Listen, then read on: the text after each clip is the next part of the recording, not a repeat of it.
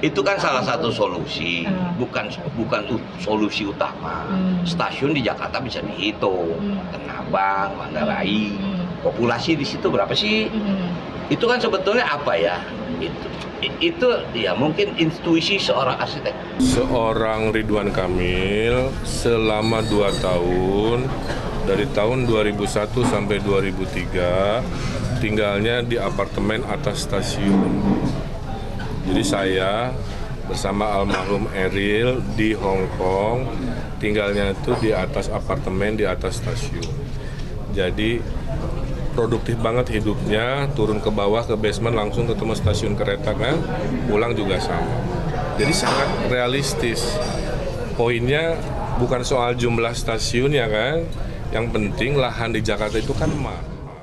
Oke, kita lanjutkan lagi pemirsa. Bang Ciko, dalam beberapa kesempatan kita lihat pernyataan-pernyataan antara kubu Anda dengan kubunya RK Suswono ini kontras. Kalau tadi misalnya contohnya Giant Sea Wall ya. Giant Sea Wall dianggap pasangan Anda, Mas Pram dengan Rano itu tidak realistis, terlalu bombastis.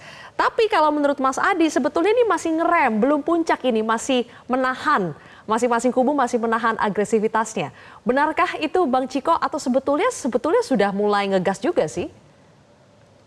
Benar, saya ingin meluruskan soal Giant Sea Wall ya, karena Giant Sea Wall itu juga ada dalam visi misi kita, tetapi artinya yang disampaikan waktu itu kalau nggak salah Bang Rano menyampaikan gitu ya, jangan muluk-muluk soal Giant Sea Wall, tapi kan ada lanjutannya bahwa itu adalah proyek nasional, jadi itu bukan proyek murni dari DKJ atau daerah khusus Jakarta ke depannya, karena memang itu sudah direncanakan sekian lama dan itu pastinya akan terlaksana dan menjadi kebutuhan ya, keniscayaan bagi Jakarta maupun Pantura, karena Giant Sea Wall ini bukan hanya untuk pantai di utara Jakarta tapi juga pantai utara Jawa. Itu yang harus saya luruskan dulu.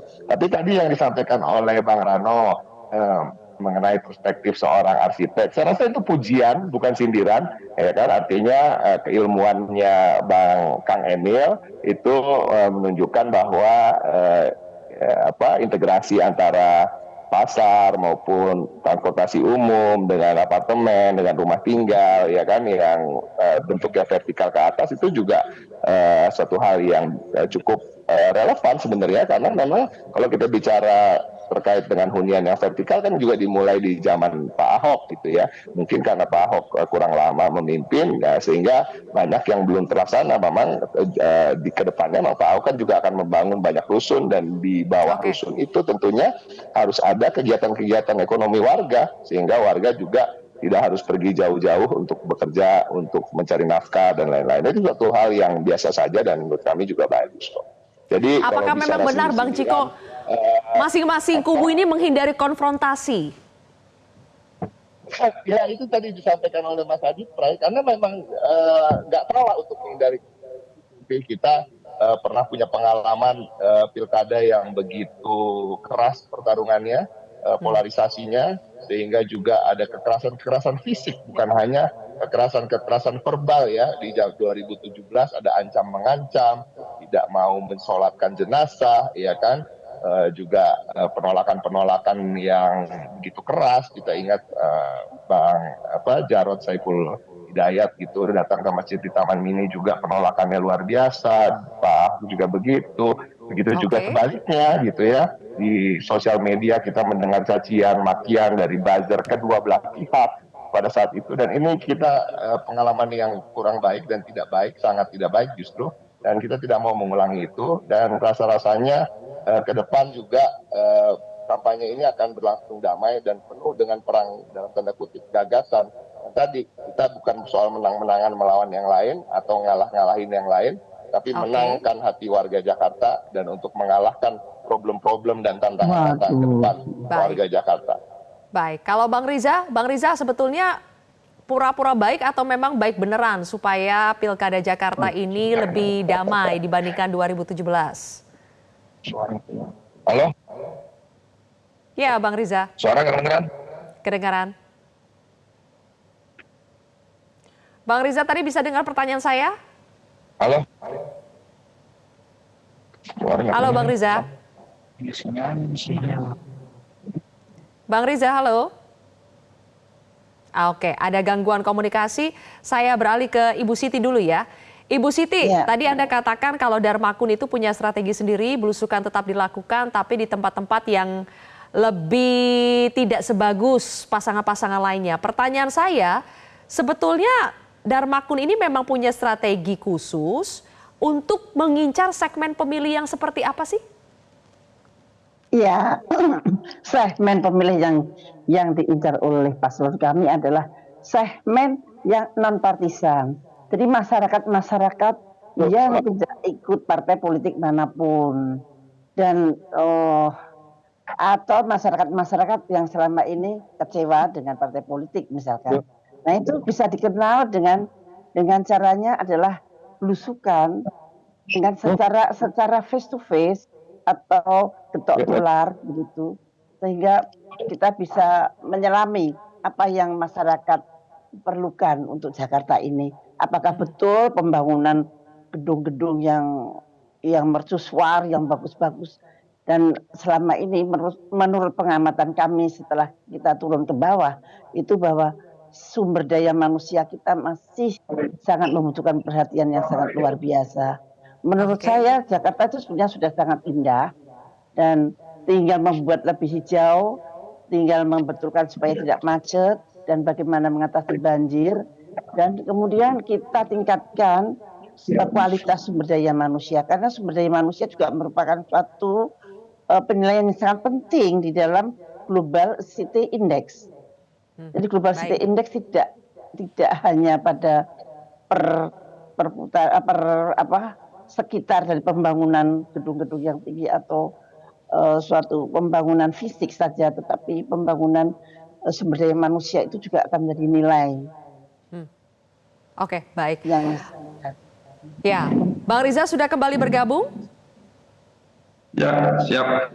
Baik, Bang Riza, pertanyaan saya tadi adalah, kata Mas Adi Pray, ini kan masing-masing kubu sepertinya masih pura-pura baik. Nah, yang saya tanya, benar tidak pura-pura baik atau memang sebenarnya pengen baik beneran supaya Pilkada 2024 ini lebih damai dibandingkan 2017 lalu? Ya jelas bukan pura-pura baik, tapi memang semua calon adalah putra-putri terbaik bangsa yang ingin tampil sebaik mungkin, memberikan program-program terbaiknya bagi seluruh warga Jakarta. Jadi kita ingin membangun satu kompetisi yang sehat, yang demokratis, yang benar-benar diinginkan oleh seluruh warga Jakarta.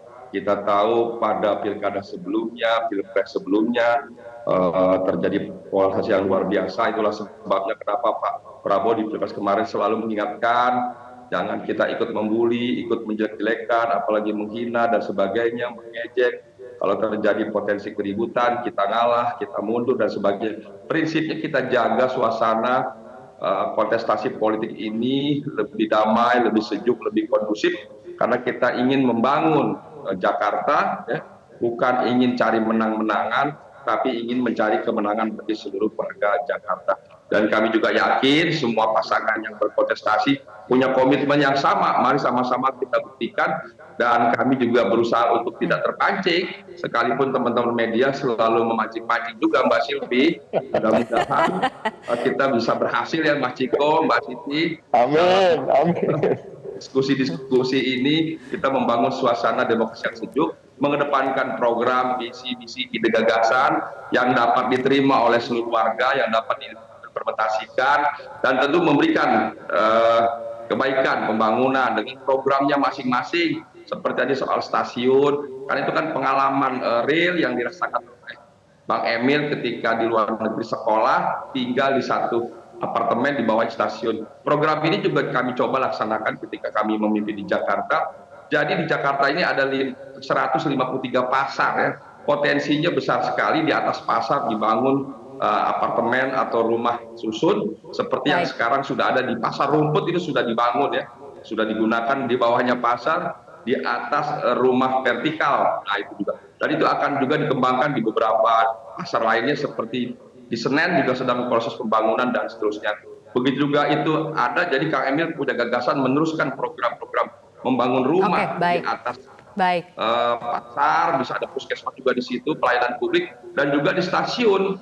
Oke. Jadi saya kira karena keterbatasan lahan di Jakarta, kita ingin memaksimalkan lahan-lahan milik pemerintah atau BUMN yang ada. Baik, Bang Riza. Oke, saya ajak teman saya yang suka mancing juga, Mas Adi ya. Mas Adi untuk ikut komentar. Mas Adi, tentu kita ingin mewujudkan pilkada yang riang gembira tentu, tapi kalau kita lihat ada 3 pasangan, jika semuanya punya strategi komunikasi yang mirip-mirip, yang tidak terlalu agresif begitu ya, apakah ini baik buat warga Jakarta? Apakah justru lebih baik ketika masing-masing paslon itu adalah antitesa dari paslon lainnya, sehingga kita punya menu yang lebih bervariasi untuk ditawarkan ke warga Jakarta? Saya kira memang sebenarnya butuh diferensiasi ya, semacam pembeda dengan calon-calon yang lain. Jadi kalau melihat Pak RK misalnya, wajahnya itu adalah wajah arsitektur. Kalau melihat Pak Pramono Anung misalnya adalah wajah yang misalnya teknokrat gitu ya. Ataupun kalau kita melihat Dharma Pangrekun dari calon perseorangan, mungkin posisinya sebagai mantan aparat misalnya, yang dilihat itu adalah personifikasi politiknya yang dinilai mengedepankan pendekatan-pendekatan yang berbasiskan dengan keamanan.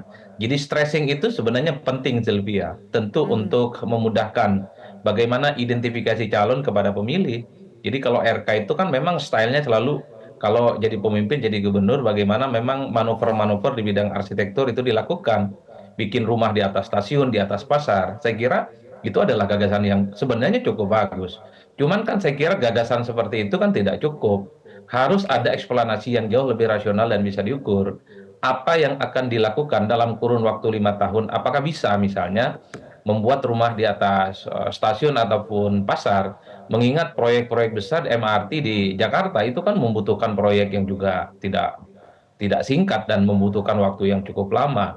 Hal-hal yang sifatnya lebih teknis, lebih gampang untuk dicerna oleh warga Jakarta, menurut saya secara marketing politik jauh lebih masuk akal dan mudah untuk diterima. Begitupun dengan Pramono Anung sebagai orang yang saat ini berada di inner circle kekuasaan, orang yang cukup dekat dengan istana, pasti tahu persis bagaimana cara mendiagnosa persoalan-persoalan utama di Jakarta. Misalnya soal banjir, apa yang harus dilakukan oleh Pak Pram misalnya kalau terpilih jadi gubernur, termasuk soal kemacetan, karena kemacetan ini sudah banyak hal dilakukan. Sudah bikin flyover, bikin underpass, bikin MRT, tapi kemacetannya kan juga sampai saat ini tidak berkurang. Pernah ada kebijakan 3-in-1, pernah ada kebijakan ganjil dan genap. Kalau Pak Pram misalnya menggagas satu visi yang cukup besar, misalnya bahwa yang boleh kendaraan masuk ke Jakarta itu hanya di atas tahun 2022-2003, kemacetan itu bisa berkurang. Itu kan ekstrim pilihan-pilihannya. Ataupun Dharma Pangrekun, sorry to say nih Mbak Siti, harus kita katakan, seakan-akan Pak Dharma ini nggak diajak bicara ini oleh 2 calon yang lainnya. Gagasan-gagasannya nggak pernah ditanggapi dan nggak pernah direspon, karena memang tidak pernah mencolek soalnya. Tidak pernah menegasi bagaimana gagasan yang disampaikan oleh RK dan Pram dalam konteks untuk membangun Jakarta. Kalau begini ceritanya, seakan-akan di Jakarta ini calonnya cuma 2, yaitu RK versus Pramono. Nah, Dharma Pangrekun ini dianggap sebatas pelengkap penderita. Dalam konteks itulah saya kira dari segi narasi, dari segi gagasan, Dharma Pangrekun harus muncul dengan tampilan-tampilan yang smart dan agresif yang saya kira memberikan nilai tambah yang agak sedikit berbeda dengan calon-calon yang lain. Oke, Mas Adi, terima kasih atas catatan Anda. Sayang sekali waktu kita sudah habis. Bu Siti, Bang Riza, dan juga Bang Ciko, terima kasih sudah bergabung bersama kami di Prime Time. Thank you semua. Assalamualaikum. Jelajahi cara baru mendapatkan informasi. Download Metro TV Extend sekarang.